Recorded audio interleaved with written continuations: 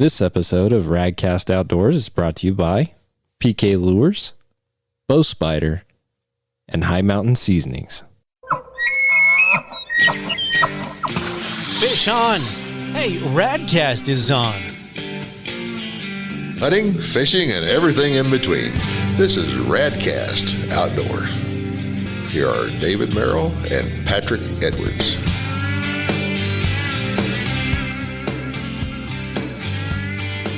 Well, hello, everybody. Welcome to another episode of Radcast Outdoors. I'm pleased to say that David survived his Africa trip and he's made it back. Welcome back. I am alive. We didn't have to use my death insurance policy, and you don't get to go solo on this anymore. Yeah, it's a pretty wild trip from the sounds of it, so we'll get into that in a minute, but just wanted to start off with one of our sponsors is High Mountain Seasonings. This past couple weeks while you've been gone, I've been making a whole bunch of burgers with the various burger seasonings that they have, and everybody that comes over is saying it's the best burger I've ever had. So it's pretty amazing stuff. We ate a ton of wild game, and I told them every time I said it was good, but it'd be better if we had some High Mountain seasoning. So next time I go, I'm taking some shakers and be like, here, you guys got to import this and spread the love around. Oh, man, it's good stuff. And just a little tip for you, take it and put it in your meat and mix it in about 6, 7 hours, 12 hours even before you go to cook it. And it makes a huge difference. How much are you mixing per pound? That's a good question. I do everything by eyeball, it seems like. But I was mixing it in. Basically, if I had, like, for instance, 1.5 pounds, 2 pounds of burger, which feeds my family for the most part, I'm covering the meat pretty liberally with it and then mix it in really good and just throw it in the fridge and let it sit for a few hours. So kind of my rule of thumb would be whatever you would take and sprinkle on top of the burger when you're cooking it, kind of quadruple that because you're mixing it all in, right? But then you don't have to really put any on it while you're cooking it. You just cook it in. Yeah. It is kind of marinated. It's good. It's so good, yeah. So go to High Mountain Seasonings website. It's HIMTNjerky.com. Again, HIMTNjerky.com. And like I said, David, I'm glad you're alive after going after Cape Buffalo and all the other critters that were out there in Africa. And it's good to have you back, man. I hope that it was a great trip for you. You know, we all need to definitely all work and no play, but all play and no work, right? And there's that hard balance in life as you take on any endeavor of work, family, hobbies. It can't be all or none. It's got to be a balance. And definitely I was getting heavy on the work and light on the play. So probably the highlight for me was the fact that my phone didn't work, and I consciously made a choice to not read emails. So short of the one social media post you guys got in the evening, I mean, we did a lot of videography and stuff because we obviously filmed it. We're going to post the whole thing on YouTube, and it's a summation of what we did. I mean, the camera wasn't on 24/7. It wasn't reality TV, but we're definitely going to stick to kind of a linear how it happened, why it happened, and it'll be out there so you guys can get to come along for the ride and enjoy it. But for me, the best part of the hunt was in the evenings we would come back. There was a fire lit, hors d'oeuvres were next to it, and we got to kind of hang out and chat right before dinner. Once you ate dinner, I was kind of like, hey, okay, I'm ready for bed. The way I chose to do that hunt was obviously David style. It wasn't normal. What is there anything I do that's normal, Patrick? No. You got your own style, but I am the same way too. I'm okay with that. Yeah, it's good to be independent. So you talked about it being a bit of an adventure getting there. So why don't you start there with some of the travel and some of the hurdles you had to get just to even get to South Africa? So we had a trade show in Florida, which is a little ways from Wyoming if you are not geographically challenged. If you are, look at a map. But, so we did the week before trade show Florida, decided to take the family, and we did some tourist stuff. I guess the weekend after the trade show, I had Monday until Friday that we did tourist stuff in Florida. And so I go to check in for my flight. It's a Friday afternoon flight. I go to check in Thursday evening, and they have canceled the direct flight from Newark to Johannesburg. So from the east coast of the United States to the southern part of Africa, the direct 16-and-a-half-hour flight is no more. And this I find out at 10 p.m. when I have to fly and at 3 p.m. the next day, right? So I get on the phone with the airline, and I'm not going to throw them under the bus, but maybe I will later. I get on the phone with the airline, and they tell me, sorry, Mr. Merrill, we cannot get you there for another 48 hours. And we're going to have to defer you to here and here, and then we'll take you to Germany, and then we'll take you down. And I said, well, wait a second.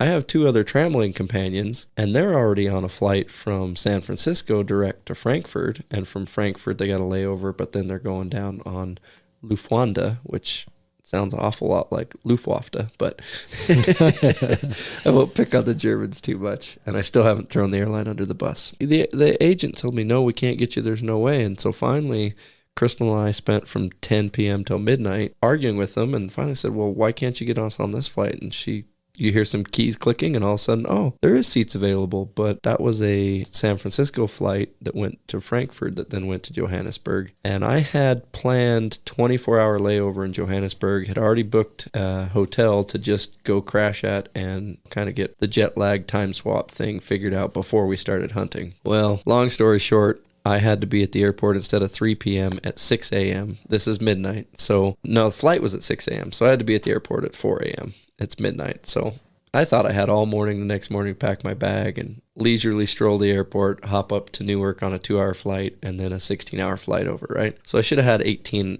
hours in the air. They flew me to San Francisco. I had a 10-hour layover in San Francisco. My brother and dad joined me. We hopped on their flight to Frankfurt, Germany. We got to Germany and had a 10-hour layover and then a 12-hour flight. It's a 12-hour flight from San Francisco to Frankfurt and then a 10-hour flight from Frankfurt to Johannesburg. But I had the 6-hour flight from Orlando to San Francisco. So I had 30 hours in the air when I was going to have 18 hours in the air. But I made it there just in time for our transportation to take us right out to the ranch. So completely burned my whole 24-hour of, kind of deadhead layover switch. It was just land and go. Patrick, I don't know about you, but I don't sleep well on planes. Yeah, I'm not a huge fan of sleeping on aircraft, but I'll sleep anywhere. Everybody that knows me knows I'll sleep just about any place. But it is a challenge, though, when you have a plan and then it doesn't go to plan. And then you have to shift gears and change what your mindset is and get on a different flight, get all the logistics worked out. But you made it there. I had paid for the travel insurance on everything just because of post-COVID world. You never really knew. And yeah, it cost me whatever it cost me, but because the flights were not cheap. I mean, I think they were over $1,000, under $2,000 round trip before all the exchanges. So it was another $200 to insure it. So when we're doing all this, I'm like, well, you know what? I've got flight insurance and the airline is the one that canceled this. So if they can't get me there, they're on the hook. So what I figured out and read between the lines on is there was a flood in Africa and there's a pipeline that runs the fuel to the airport. So the fuel supply company that supplies all the aircraft had to start trucking it instead of pipelining it. Well, obviously that's more expensive to hire a driver, fill a truck. So there was a surcharge on the fuel at the airport to the airlines. Well, all the airlines agreed to pay for the surcharge except for United. They just said, well, that's not the agreed upon price, and if we can't get the price, we're not going to bring our plane, which was really convenient for the rest of the world. Thanks, United. Yeah, makes it tough to fly anywhere, that's for sure. There's some great people on the airline. I mean, the stewardess and the pilot, it was just as an entity, I didn't feel that they really cared what they did to me, and it was just, well, we got you there kind of. And I was honestly happy to make it. So yeah, so what was it like arriving there and being ready to go on this big hunt? So I'd definitely say nobody touches your bags in Johannesburg. It's not America. It's safe enough, but again, it's not America. You're not a citizen. People want to be extra friendly and helpful to tourists. So no, I'll carry my bag, please and thank you. I don't need any help, and yeah, I know where I'm going. We had paid for the air taxi, so you had the guy holding the little sign up with your name. So right when I walk out of security, bam, they already know my ride's there. And it's could you go sightseeing tourist? Yeah, you can. As an American, I decided I wanted the easy streak of no stress, no hassle. Pick me up, I'm luggage, take me out. So it's almost a 3-hour drive, and they drive crazy. They are scary, and insurance is not required. You don't have to have car insurance. Cars are, with their import tax, cars are much more expensive than they are here. And with their wages, again, it's a 15-to-1 exchange rate. So you exchange $1 you get 15 South African rand. Now a candy bar was 38 rand. It was $2. $1.80 for a candy bar, something like that.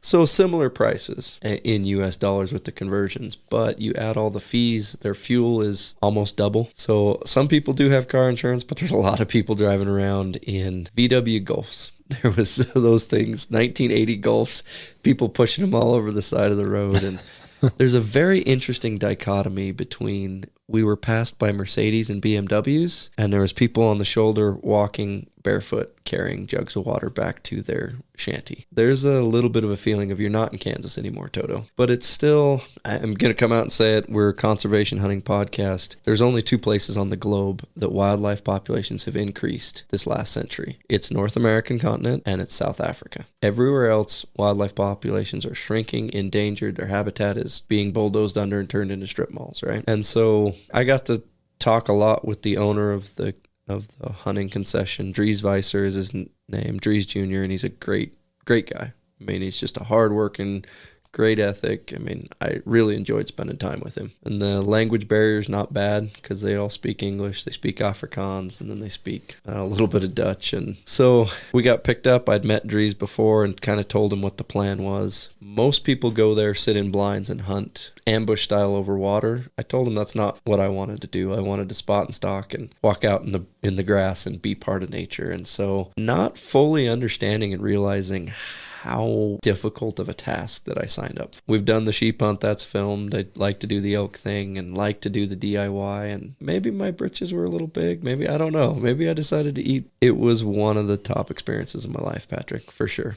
I mean, getting to enjoy it with my dad and brother, and they each had their own PH, and they were out hunting, and we'd come back and share stories and have whoever harvested whatever was cooked over the fire that we sat around for hors d'oeuvres. They would take a shovel and take the coals, and they were cooking right over wood fire coals. And I mean, it was gourmet cooking for sure. You didn't go hungry, and there was we had hundreds of dishes, but candied yams and kind of a braised pork stew with venison in it to just kebabs and everything in between. So the food is on par. The security, once you get on the ranch, I mean, you're coded lock gate, kind of not really armed guard, but you're far enough and remote enough that you get away from the inner city kind of riffraff feel. You definitely, you're not in the U.S. And did I ever feel danger, threatened, scared? No. But I don't think I'd rent my own car and just go driving around the country. I mean, yeah, it's different. I spent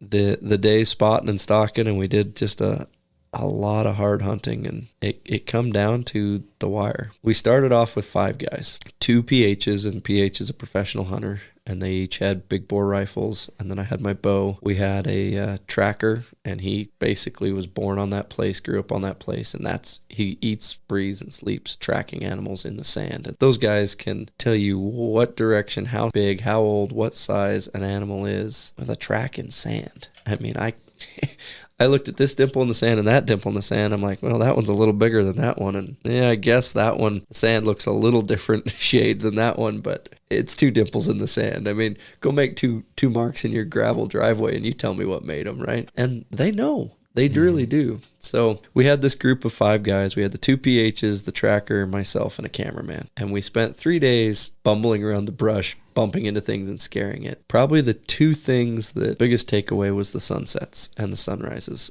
Here in Wyoming, we have some legendary sunsets and sunrises, but there's something about that huge flat continent. They're different. They're way more colorful. Go from blues to purples to pinks. I saw a lot of sunset pictures because I was just in awe of how amazing they were. And the second thing to take away was the birds. Just the volume of bird noise, the types of birds. There's 1,000 species of birds in South Africa. I mean, we have, 15 here in Wyoming? I mean, there's probably a lot more, but as far as birds that I could go out and identify and see today, it's a handful. And they don't make a lot of noise. Anytime we got close to any of the water holes, there was quaffle, and they would say, quah, quah. Every animal knows that that's danger. And there was another one, I don't remember the name of it, but it says, boy, boy.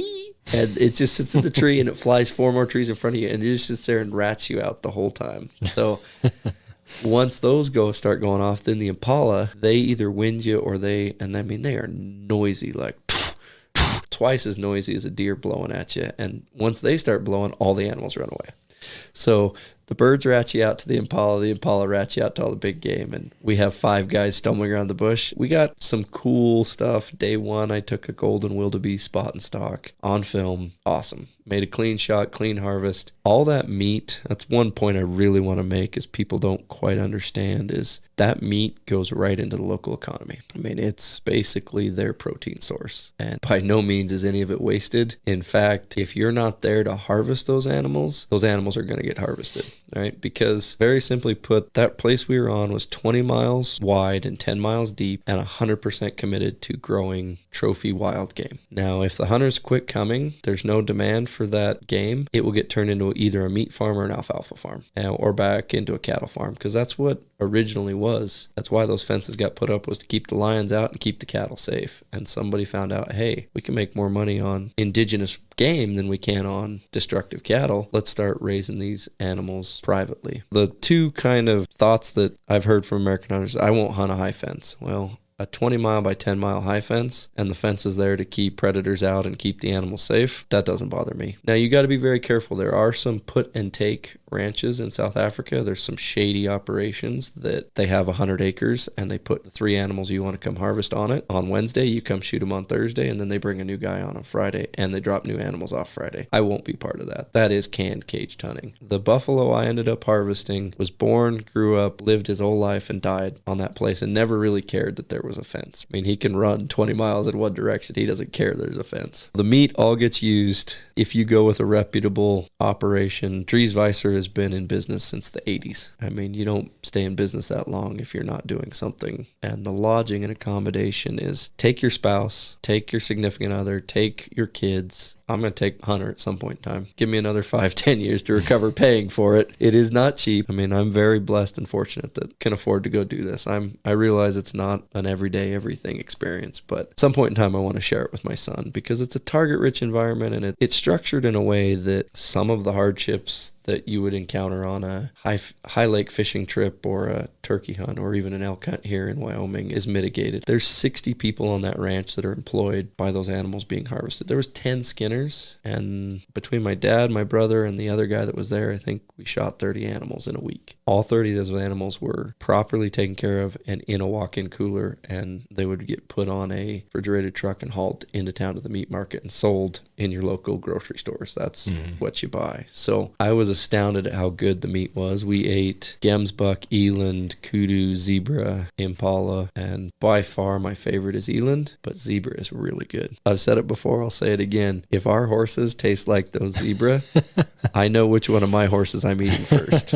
Yeah, what was the, for you, what was the animal that was probably the most exciting, when you had to go and take the shot? Was it the Cape Buffalo? Was it the Kudu? Which one was your favorite? I mean, there's a level of fear and intimidation with the Cape Buffalo that you're not going to get with any other critter, right? But the Kudu on foot spot and stock, and they call them the gray ghost, and they call them a gray ghost for a reason. If you ever look at one, their ears are the size of dinner plates, right? They can literally hear a pin drop or whiskers bristle, rustle on your hair, or they are 100% in tune with their surroundings. And to sneak up on one of those it was a highlight of the trip, all of it, because we encountered, I think, 10 puff adders. We took a couple out of the population for sure, but puff adder bites you, most likely going to lose a limb. And I'm running barefoot day 4, 5, and 6, following the pH out through the crunchy brown dry afternoon grass, because I tried to just do stocking foot, and next time I go, I'm going to take a pair of moccasins for sure. But my soles were crunchy enough, and the grass was just dry enough in the afternoons. In the morning, there's enough dew, we could leave our shoes on. It was wet enough, your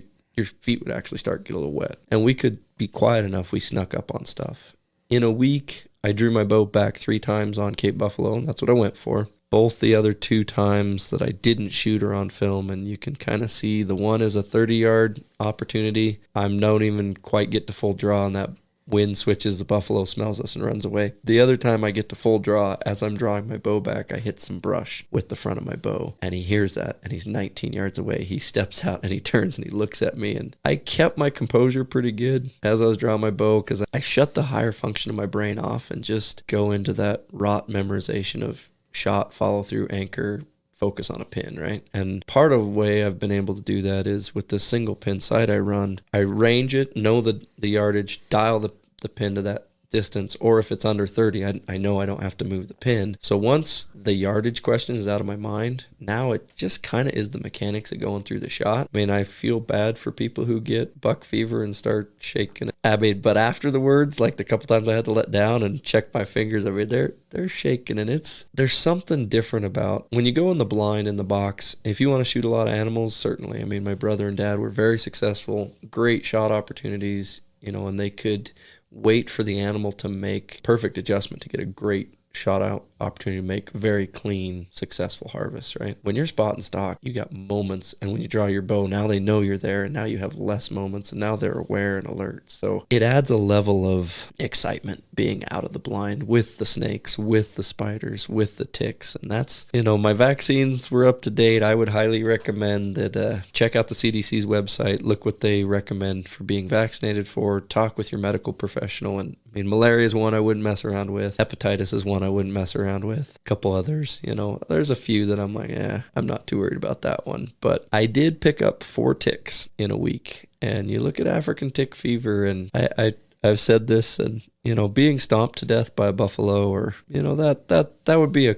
pretty crappy way to go, but at least hopefully it'd be quick, right? Laying in a hospital with tick fever for 2 weeks and not being able to be expedited or exported home, that was on the back of my mind a little bit after the second tick, for sure, right? Knock on wood, I'm home, I'm safe. Obviously either the vaccines worked or the tick was not carrying something. They liked me. I must have tasted good. So talk about the actual spot and stock for the kill on the Cape Buffalo. I know people want to hear about that. So day 3, I finally told the PH, I said, we got to get rid of some feet. We got to get rid of some bodies. So we just dropped down to just him and I solo, which in a situation with a buffalo charging, one guy with a bow is useless, and I got one guy with a rifle, and that's less than ideal, right? You're mitigating the odds that you're going to get trampled. And at the same point in time, the buffalo, if you got 5 guys and 2 got rifle, he can't count, right? So if he gets one person, there's at least one other person with a rifle to take care of those buffalo. They got the name Black Death for a reason, right? And it wasn't because they're friendly by any means. Now, if they're not cornered, injured, they run away. And when they run away, they were covering a mile. So first 3 days was spot and stock with the 5 guys. I finally told the PH, we're not going to get this done. So the next 3 days, we got another opportunity. Him and I, maybe we might have had 2 PHs a couple times, 2 guys with guns and me, but we got rid of the cameraman and the tracker. And just, I told you the reasons that we didn't quite get the arrow off the string, and it was tough, the 120-yard shot when there was a bush blocking the vitals. I 3 times thought about sending an arrow through the bush, but I just couldn't quite make out where it needed to go, and this is not an animal you want to mess around with, right? This is not something you can track up and stock up on and get a second shot. It's kind of a one-and-done deal. So they were at the height of their water season, so there's water in the roads, there's water in every pond, but the buffalo really like to go roll in the mud. They're all black. It was getting up to 70 in the afternoons. Hot enough. When you think about you're wearing a black t-shirt and you're out working in the sun, you're hunting for shade too in the afternoons. So we kind of switched our tactic from purely spot and stock after I found out how hard it was, right? And the reason it's so hard is if you're doing it with a rifle, you can just go cut tracks. So you just drive around in a truck, drive for 20, 30, 40 miles till you find fresh tracks, get out of the truck, let the tracker track them, find the brush they're hanging in, and then you just get the wind in your favor, walk in, and when they present a shot, you shoot them, right? Sounds easy. Problem is if they spot you or they hear you, they start to face you. And if they don't run, you've got a front-on shot. Well, you can't make that shot with a bow. So you can't be super noisy and brazen. So we'd get to the docking distance and we'd spend an hour trying to work in, and 9 out of 10 times we got busted, either by the wind or by an impala or by a bird, or I stepped on the wrong branch. It was tough. So the last evening we're sitting over a likely spot. We've built just these little brush hides. I mean, quickly took loppers and cut 4 or 5 bushes, stuck branches in a U shape and sat in the middle of it and cut one small window in it and just sit there. And we had a giraffe one day come up and look right over the top of that. And here we are basically hiding in these U-shaped bushes, a little bigger than a dining room table, right? So that 2 or 3 of us could sit in there. And the giraffe's looking over the top, and I picked on the tracker and the guys that helped build it. I said, you guys didn't build the blind good enough. And they kind of looked at me awkward, like a little bit upset. And I said, it wasn't giraffe proof. Those giraffe are are cool creatures. I don't know why, but they're cool. We got to take pictures and hang out with some giraffe. And I don't know. I don't think I could shoot one, Patrick. I have no problem if somebody wants to harvest one. I think the conservation model requires that people shoot one. I'll eat giraffe all day long. I have no problem with somebody shooting one. I'll go shoot another buffalo. I might shoot 2 more, but I don't know if I'll ever shoot a giraffe. It's just, they're cool. Evening of day 7, well, actually the morning of day 7 is when I got my second opportunity to draw my bow back. And when he winded us and ran away, I was less than seconds away from pulling the trigger on my bow. And I kind of knelt down on the ground, and it was a little bit of a gut punch that, I'd got a shot opportunity day 3. We just spent 4 more days. This was, 3 full days, but this is day 4. Just got another opportunity, and basically I didn't blow it, but didn't materialize. And I kind of went in my mind, I'm like, well, that was my buffalo hunt. Guess I'll have to come back in a couple years and try again, right? I had pretty much written off that I was going home with a Kudu and a golden Wildebeast, and I was happy with that. I was fine. It was a great, between the birds and the snakes and the ticks and the sunsets and the dinners, I had an amazing adventure, right? And we hunted hard that whole day, and there was a couple opportunities on gemsbuck and some other stuff that I just said, no, we're going to push hard till the end. Focusing on buffalo, it's buffalo or bust. So there was some other animals we could have had some opportunities to stalk on that we spotted before they spotted us. And I just said, no, that's not why I'm here, right? So we're in that hide right towards dark. Buffalo shows up, and he stood on the edge of the opening for 20 minutes just staring our direction. That was unnerving. He's about 80 yards, clear rifle distance, easy, and he's just standing over there. And I had to quit looking at him.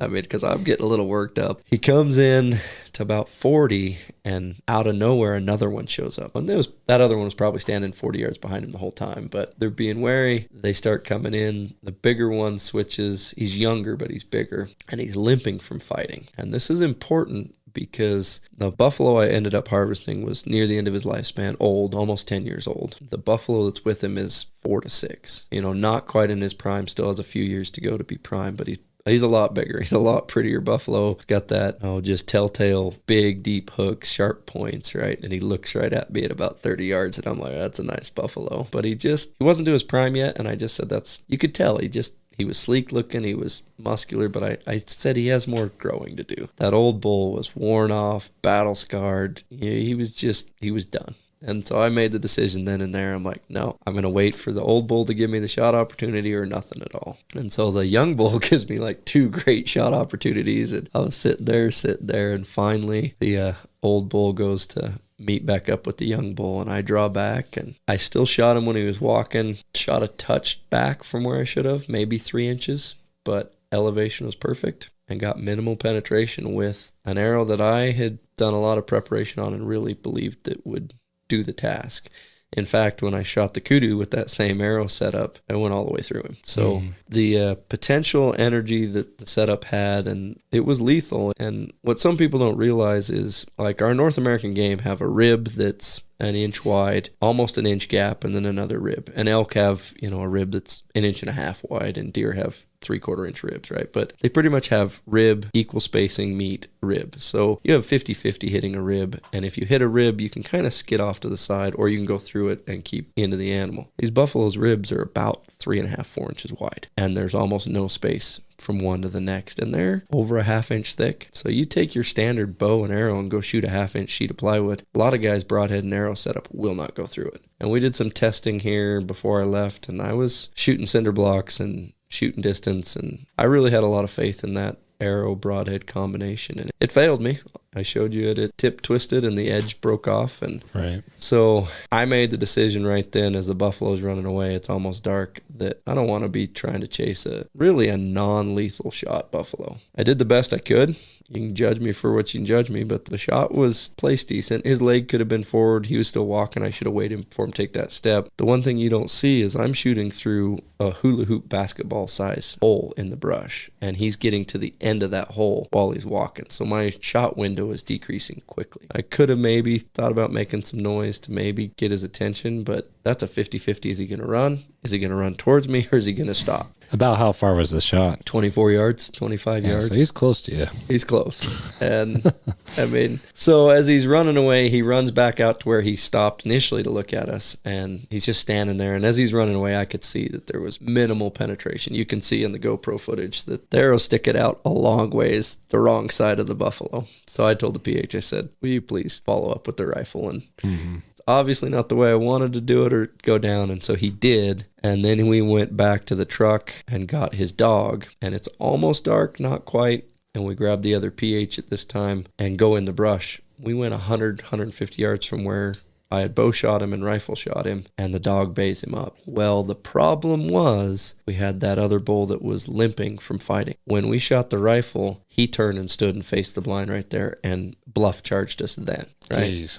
We haven't put any pressure on them. They don't even really know what's going on other than they heard a rifle shot. So he goes and links up with that bull, and now the dog is getting chased by both of those bulls. And the dog gets intimidated, and it keeps running back to us, and we're about 50 yards from these buffalo hung up in brush that's 10 to 20 yard visibility, right? The PH he jukes left, jukes right, 40 yards, and then goes forward 10 yards when the dog's got him bait up. He's trying to shoot him again with his rifle. He gets in close, and the buffalo are so tight together that he didn't dare shoot mine and not be able to not wound the other one. I think mine was facing straight on, and the other one was broadhide behind him, and he's shooting a 500 grain bullet that's a solid. It's not lead. So it's going to go through that buffalo out and into the next buffalo guaranteed. And he's like, I don't want to have two wounded buffalo that we have to go deal with in the morning. And about the third or fourth attempt to sneak in there, and the dog's coming back to us, going back and forth. And I think if the dog had had a second dog there with him, we could have got it done that night and maybe split them up and, at least not had so much attention on us. But when the dog kept coming back to us and he'd stick it back in, the dog would circle around the buffalo 2 or 3 times, bark, and then run back to us. Basically, the dog was just showing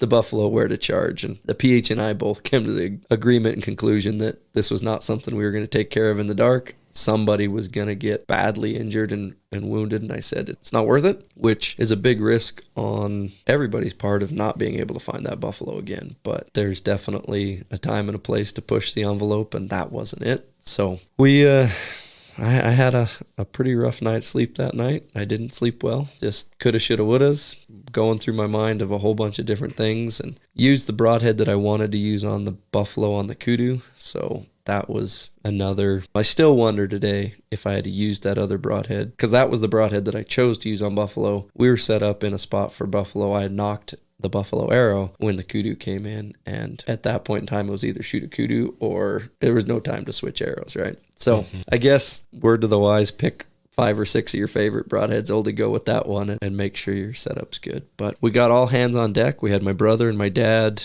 their PHs, their trackers, and then our whole crew. So we had 13 of us out there the next morning checking. They are very organized with the whole place. So all these blocks put together are half-mile wide, mile long, and the roads are straight as an arrow, right? And you'll have 20 blocks lined up. So you can sit there and look down a road and see, left to right, you're looking at like 4 blocks. So we posted guys on all 4 corners, and then we went in the brush and got on the buffalo, got him separated from his buddy. His buddy didn't like the pressure and the noise, and so he left, and they finally gave me a rifle instead of my bow, and I was 100% okay with that at that point. I'd had my chance to do it with the bow. When you're standing there with a bow and there's a dog baying up a 3,000-pound, very unhappy critter 100 yards from you, you'll want a gun too over your bow. I guarantee you. So snuck in there, got him with 1 shot. It was a 100% lethal shot, and he was 98% mobile that next morning. I mean, he was really pretty well unfazed.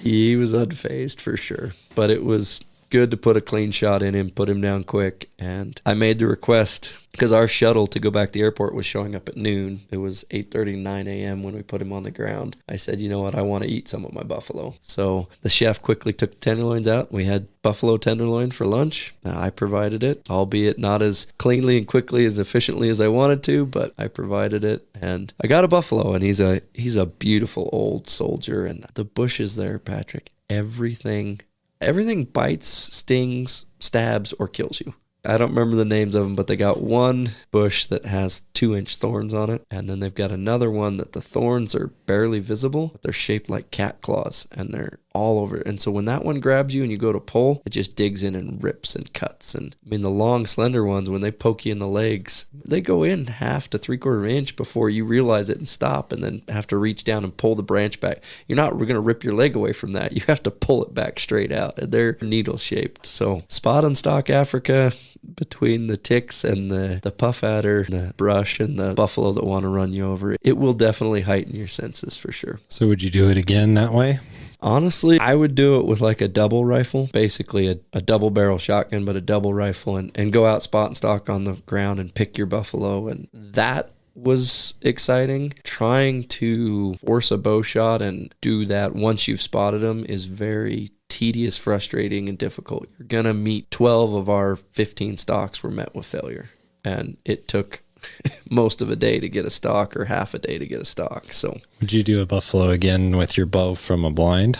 I think I will, because I want to get a 1-arrow shot done. I want to go to Botswana and do a free range hunt. Mm-hmm. Now it's twice the money. It's twice the work on the PH's part. It's twice the money. But I do want to go outside the fence and go look at buffalo, and I do want to go shoot one of those right at their prime, big, deep, the iconic buffalo. The buffalo I took he's a beautiful bull. He'll be here in a year, and I'm very proud. But I foresee 1 or 2 more buffalo bulls in my future for sure. One cleanly on the same place from a blind. I'm going to go, because what's interesting is my dad took video of this bull twice. That bull gave him 10 shot opportunities from the blind, right? And I worked my tail off to get 3. So yes, I'll go back I'm going to go with an 80-pound bow instead of a 75-pound bow. And I'm going to go with about an 850 grain arrow. And I'm going to use the 300 grain tough head, big single bevel that can't fail. And so I just want to go say I've done it with a bow and got 1 arrow and do it. And I know it can be done. Hindsight's 20/20, right? For sure. Do I still believe that other broadhead would have done it? What I saw the damage on the Kudu, I mean, it went through the shoulder blade, the T-bone part of the blade, all the way through the muscle on the front side, all the way on the muscle on the back side, and continued all the way through that Kudu and out. So the bow and the arrow have the energy. That broadhead I use, overspun, kind of over twisted, and you're going through a 3/4 inch thick rib,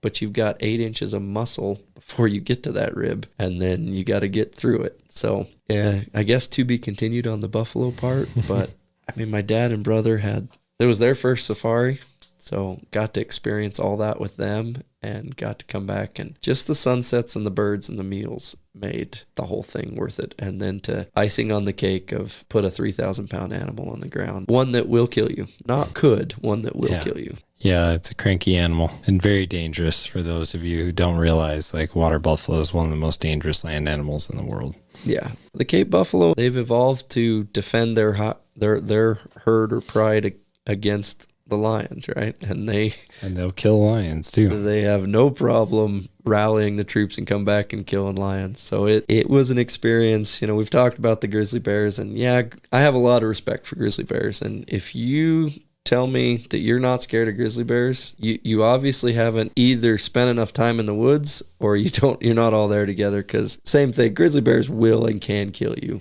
But of all my grizzly bears encounters, you know, when we got the buddy system and we're there, and it's like when my father and I bumped one off a kill pile, it was definitely the similar feeling of you're not in control and you're not the top of the food chain at the moment. Losing those two feelings is humbling, to say the least. Yep. Or with the Cape buffalo, I mean, they're the top dog.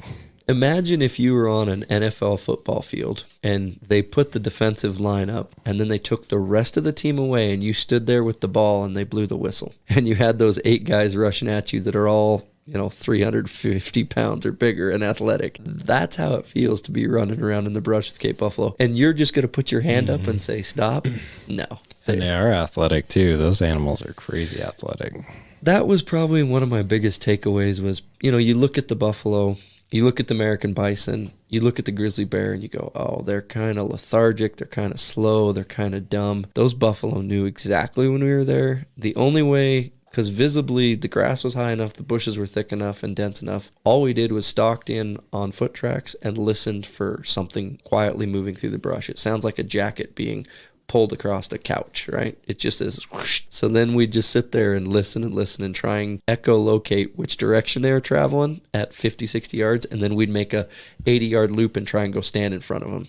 Half the time the wind worked, half the time when we made that loop, either an impala or a bird or one of the other buffalo spotted us. So, back to that football analogy, and back to the American bison and the grizzly bear and the Cape buffalo seeming to be, dim or dense or slow. They don't care about the brush. They literally put their head down and run. Bushes just get out of their way and they just go. So again, you're not going to put your hand up and say, stop, time out, whoa, I want a do-over. It's definitely what I signed up for. Yeah. It dials all your senses to 11, period. You talked about the horrible thorns and whatnot, and that doesn't phase a Cape buffalo because their hide is just super thick and tough, and they can go through anything. And if you're in their path, you're in trouble. You look at the picture I posted, though. He's got some scars on his face because he's putting his face in that bush to eat some of that, and it's still grabbing him. And when he lifts his face up, it just, those hooks, they go in and they don't snap off, right? And they're like a cat claw. When I saw that picture, I was thinking, man, that's an old soldier right there. Yeah. He looks like he's been through a lot of battles, and he was real tough looking. He'd definitely kind of been pushed out of the herd and was past his prime, and it was his time. And when faced with the choice of the young bull, and we'll have the video up soon, but you'll see the young bull on there, and you'll see how iconic he looks. And you compare him to this other one, I went, no, it's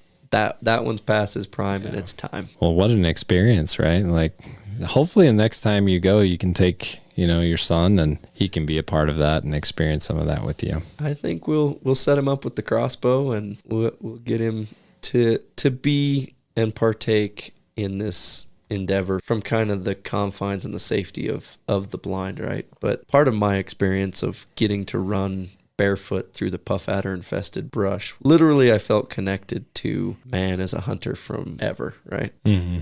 And part of it was getting to hang around the fire. And yeah, we still did it. It was still kind of, I don't know how to put this, Hollywood Disney-fied, right? It was a little bit, I wasn't sleeping out in the bush with the snakes and the spiders and the ticks and having to go cook my food over a fire. My food was cooked for me and my clothes were washed. And yes, I was pampered and catered. But primally, something about taking your shoes off willingly. I mean, I said, let's do this quietly, and I want to do this way. By no means would I recommend you do it. And you could sit here and from the confines of the couch or the radio waves or sitting here at the table talking to you, it sounds like, I'll take my shoes off and go running. When it's time to say, hey, let's do this, and it could have turned out bad. I could have stepped on a 2-inch thorn and pretty much been gimped up the rest of the time, right? But we stuck to the game trails and the sandy spots, and there was just something about having the African soil right under your bare feet and being out there with a bow and arrow, chasing critters. There was a connection that I don't think you can get any other way. That's really cool, man.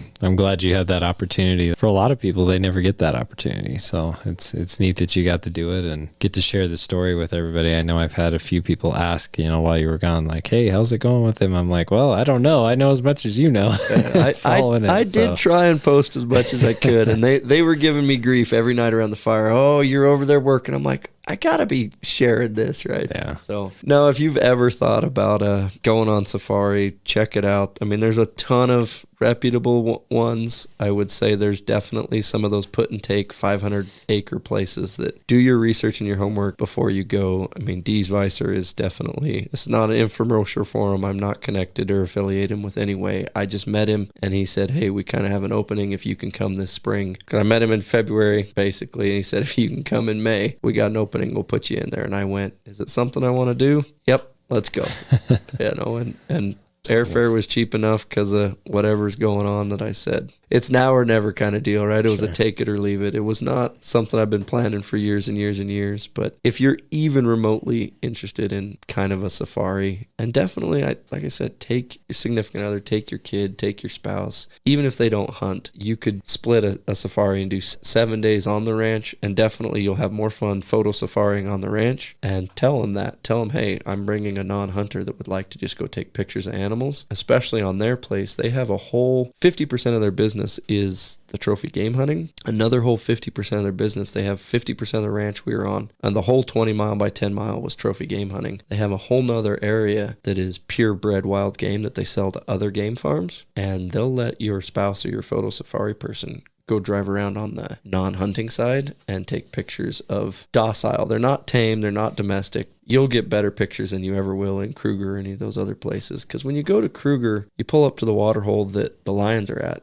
there's 10 other trucks there with 20 other tourists out taking pictures, and it just feels like Disneyland. It just doesn't, it cheapens it and lessens it. When you're driving around the ranch, and I didn't see another truck, and I just didn't see another human being. It felt remote. It felt more like Indiana Jones than anything else. So definitely do your homework, but save your pennies. And I would recommend everybody go at least once. And one thing to remember is their whole conservation model is based on U.S. hunters going. Probably my favorite, that kudu it's a cool critter. You'll see a ton of impala. Impala are awesome. Warthog are interesting. I wouldn't stick my nose up a warthog, but they're everywhere. And I think it's because I'm an elk hunter, right? And when you look at a kudu standing there, it's very reminiscent of a big bull elk standing there. Yeah, it's pretty awesome, man. So, yeah, well, I'm glad you made it back and you didn't get trampled to death or bitten by a snake or anything like that. So it was pretty successful on that front. And yeah, now the next adventure. We have 2 adventures to Alaska here pretty quick. So for the listeners out there, if you've been faithful and